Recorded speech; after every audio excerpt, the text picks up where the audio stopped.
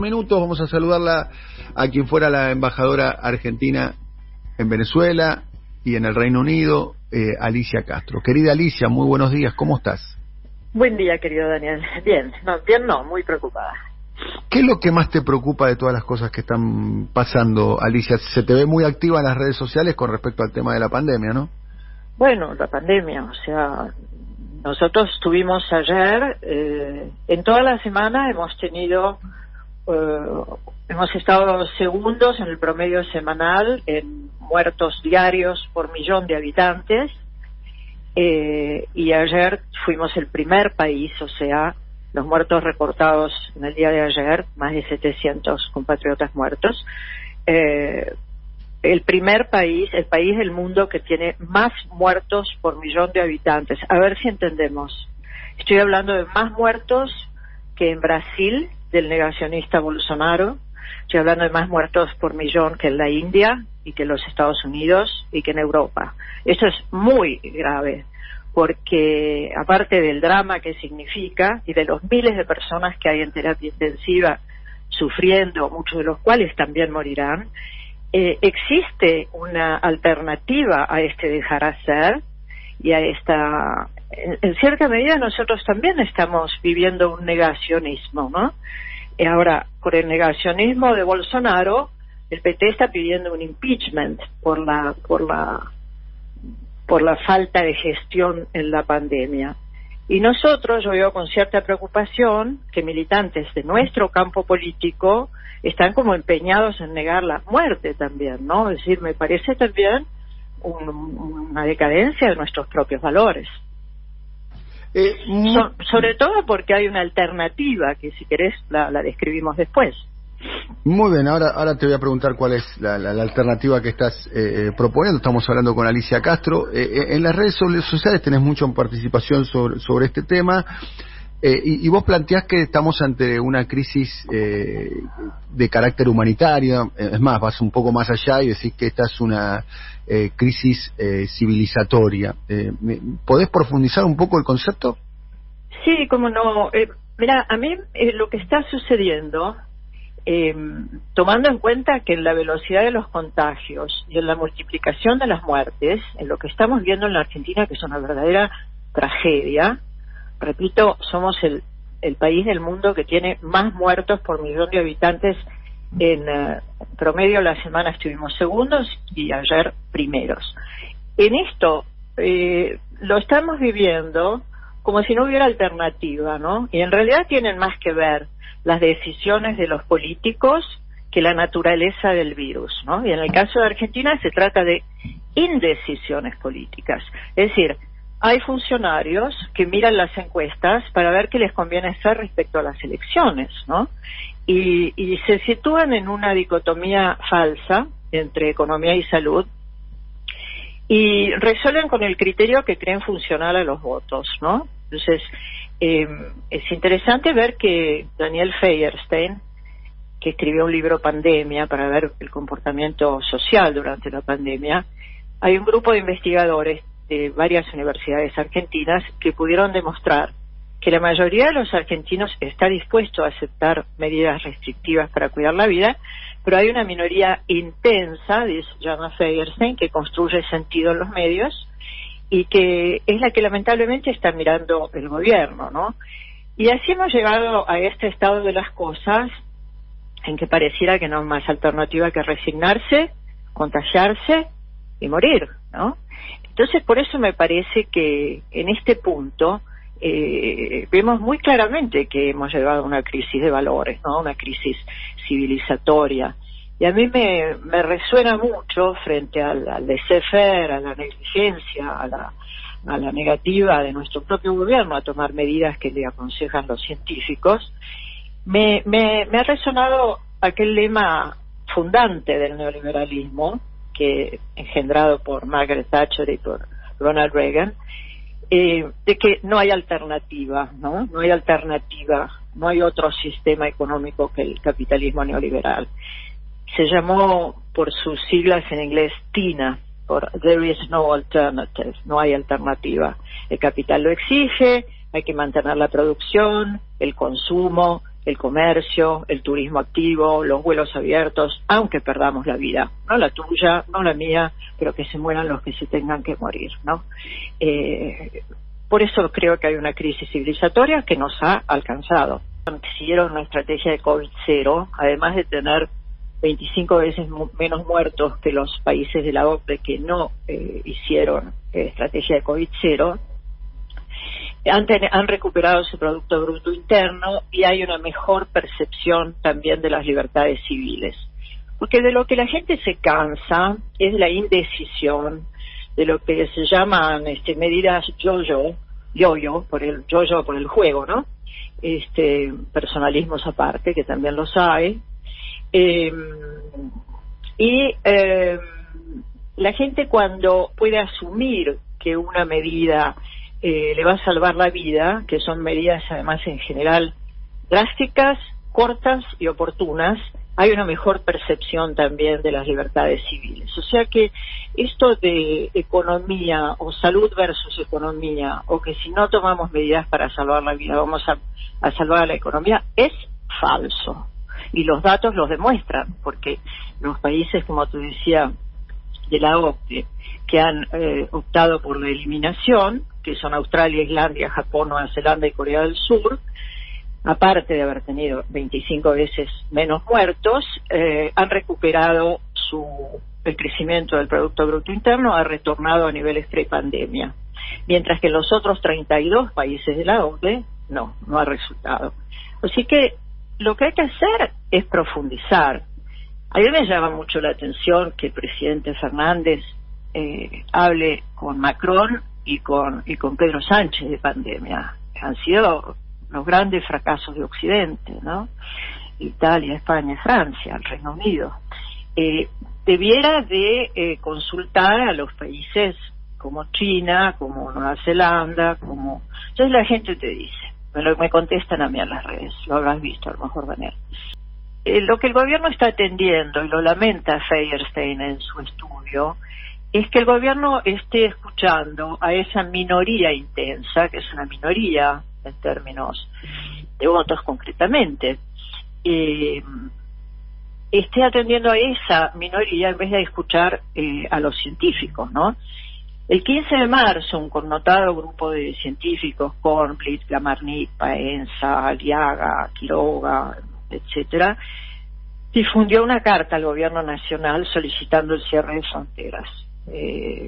Adherimos muchísimas, cientos, miles de personas y personalidades, Pérez Esquivel, etcétera, para arriba y para abajo. Observamos, decía esta carta, una situación alarmante definida no solo por un aumento de casos en nuestro país, en Chile, en Uruguay, en Paraguay y Brasil, sino también por el surgimiento de variantes nuevas de SARS-CoV-2 que se caracterizan por mayor transmisibilidad, la mayor gravedad de los cuadros clínicos que ocasionan y particularmente por la capacidad de evadir la inmunidad protectora que confiere tanto la previa infección, los que ya tuvimos COVID, como algunas de las vacunas que se están administrando. Y luego de esta exhortación seria, fundada, hecha por personas afines al gobierno, etcétera, no tuvo eco. Carla Bisotti respondió insólitamente que no se podían controlar los vuelos. Bueno, si no pudiéramos controlar los vuelos, no tendríamos nación. Lamens irresponsablemente alentó y fogoneó el turismo de Semana Santa. ¿Te acordás de eso?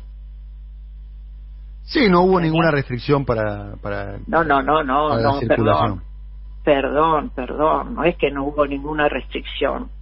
Salieron fotos reunidos Lamens y otros sectores del gobierno y Bisotti y la Cámara de Empresarios de Turismo diciendo que el turismo no afectaría la cantidad de casos.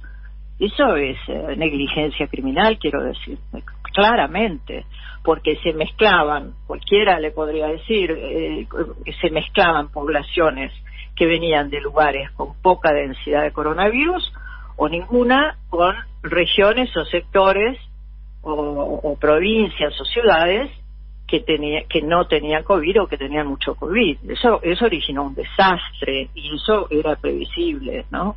Propio Trota también decía que la presencialidad de las escuelas no iba a afectar los contagios. Entonces quiero decir, el enemigo no es en este caso Larreta. Larreta es un contendiente político, partidario, ya sabemos, pero la guerra no es contra Larreta en este caso, la guerra es contra el coronavirus. Y creo que ahí hay una gran confusión, ¿no? Nosotros tuvimos el diario del lunes, en esta carta del 15 de marzo pedíamos que se cerraran fronteras. Es obvio que las nuevas variantes entran en los vuelos, con los viajeros que vienen de lugares donde había variantes que nosotros aún no teníamos. Ahora estamos conviviendo con todas las variantes, Daniel. Hay un tercio contagiado con la variante del Reino Unido, un tercio contagiado con la variante de Manaus, otra parte de la población contagiada con la variante que se llama andina. Y nosotros teníamos el diario del lunes, sabíamos lo que estaba ocurriendo en los países vecinos. Entonces, si estamos acusando justamente de negacionismo al siniestro Bolsonaro, no podemos contagiarnos nosotros de su negacionismo, ¿no? Vos me preguntaste cuál es la estrategia de eliminación. Está basada en medidas fuertes, oportunas, para interrumpir la transmisión de la enfermedad. Fue aplicada con éxito en muchos países, tomando sobre todo la experiencia china. China, donde nació el coronavirus, tiene 1.400 millones de habitantes, tiene solo 5.000 muertos. Entonces, esta estrategia está claramente diferenciada de la estrategia de supresión o de mitigación. Que es tiene un sistema político, Alicia, vale la salvedad, ¿no? Tiene un sistema político que no se replica acá en la Argentina, ¿no?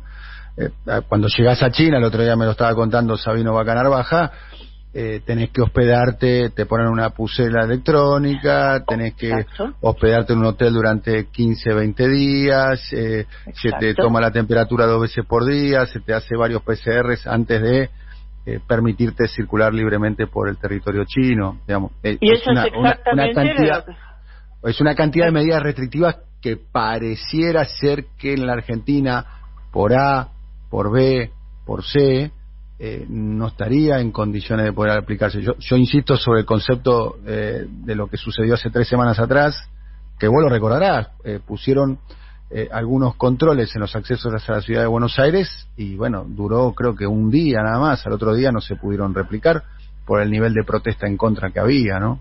Mi querido Daniel, ¿vos creés que la Argentina es el único país que tiene oposición política? ¿Vos creés que en China no hay oposición política? ¿Crees que en Nueva Zelanda, que en Australia, que en Japón, que en Vietnam, que en todos los países que usaron la estrategia de eliminación no hay oposición política? Lo que pasa es que hay que ver qué sector se escucha. El presidente es muy está muy inclinado a escuchar al enemigo, a ver qué dice Clarín, a ver qué dice la oposición.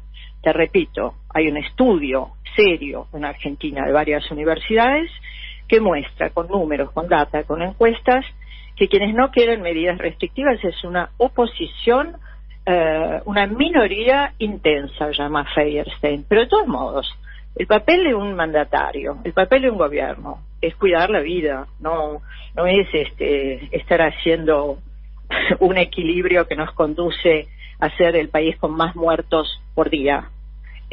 No, primero está la vida, ¿no?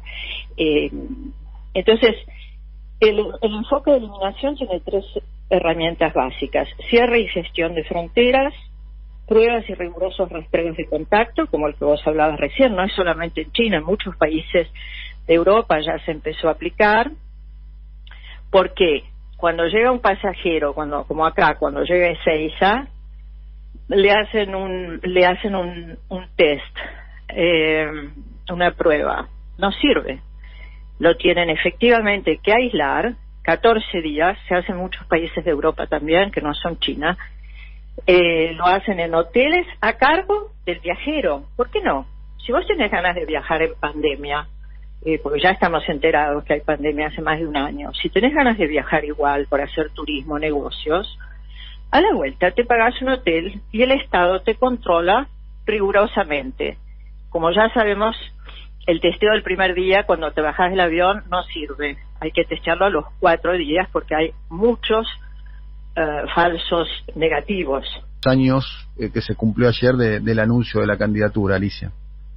Claro, yo me acuerdo muy bien de ese sábado porque era antes de las 9 de la mañana, yo estaba en la cama y una compañera del Instituto Patria me mandó ese mensaje, era un audio de Cristina que decía decisiones, creo que era reflexiones y decisiones en la semana de mayo. Y yo le contesté, ay, ya estamos en la semana de mayo. Y ella me puso en letras mayúsculas, escucha el audio. Porque yo pensaba que eran unas reflexiones de otra naturaleza y no esa decisión que tomó estratégica, novedosa, para formar una coalición electoral que pudiera reunir la fuerza necesaria para derrotar el macrismo. Nos fuimos con Cintia García San Telmo, nos comimos un choripán con un vino, y la gente nos saludaba y había una alegría, un alivio general de que íbamos a poder sacarnos ese siniestro régimen neocolonial, de saqueador, endeudador del macrismo. Ahora, a 2 años. Lo que yo veo es que nosotros fuimos capaces de constituir una coalición electoral, pero no una coalición de gobierno, ¿no? Que el kirchnerismo, que aportó la mayoría de los votos, la mística y la sustancia, ¿no? Porque lo que se votó fue la trayectoria de 12 años de gobiernos Kirchner como un ejemplo, como un proyecto. Y ese proyecto está relegado, ¿no? En relaciones exteriores, por mi parte, ya sabemos que no puedo coincidir con la política de Belis y Solá, que hemos salido hace 2 meses del Grupo de Lima, indefiniciones, etcétera. La base kirchnerista, podemos ver, haciendo así una síntesis muy rápida, y en general aspiramos a que haya una política de no aumento de tarifas, de no aumento de combustible. También hay otra presentación de lo que nosotros creemos, o lo que muchos creemos, de lo que debiera ser el pago de la deuda. No es una prioridad en este momento, con el 42% de pobres y el 10% de personas en situación de indigencia. La verdad es que el pago al Fondo Monetario no es una prioridad, y menos hablando de equilibrio fiscal, como habla Guzmán, que la verdad entra dentro del repertorio del neoliberalismo, ¿no? La estatización del comercio exterior, hay un gran reclamo social que incluso trasciende el kirchnerismo para que haya una estatización del comercio exterior, para que se termine con el fin del contrato con Hidrovía Sociedad Anónima. Aspiraríamos a que hubiera un control de precios de alimentos y medicamentos que fue muy virtuoso durante el kirchnerismo, y está toda esa gente y ese conocimiento que tampoco se usa. Otra política de comunicación, alguna política de comunicación, la libertad de los presos políticos, todo esto que es, digamos, fundamentos, ideas, esperanza, sueños del kirchnerismo, no está presente, ¿no? Entonces creo que sí fue una coalición electoral exitosa, pero no hay un gobierno de coalición, ¿no? Parece que ¿Y qué cosa positiva encontrás en el gobierno de Alberto Fernández? Estos son los en el debe, bueno, en el haber, ¿qué cosas? Creo que es un gobierno que tiene buenas intenciones, ¿no? Pero creo que es un gobierno que tiene buenas intenciones. En el día que tenemos 745 muertos, que estamos todos con terror de morir, de ver morir a nuestros padres o a nuestros hijos o a nuestros amigos, no estoy muy inclinada hacia lo positivo, porque además es un gobierno que no escucha, ¿no? y no te lo digo porque a mí me hayan bloqueado el presidente y los ministros de salud, te digo. ¿Te bloquearon de dónde, Alicia? De las redes, del teléfono, donde teníamos una comunicación. Del WhatsApp, o sea, del WhatsApp. Del WhatsApp, sí, del WhatsApp. Y en el caso de Goyan, me bloqueó en Twitter, por ejemplo. Qué lástima, porque si hubiera escuchado lo que yo estaba diciendo, que en realidad yo he tratado de estudiar, de profundizar, de escribir, de entender, porque así como decimos que la economía es un tema muy serio para dejarlo en manos de economistas, la salud de la población, la vida, es un tema muy serio para dejarlo nada más en manos de médicos.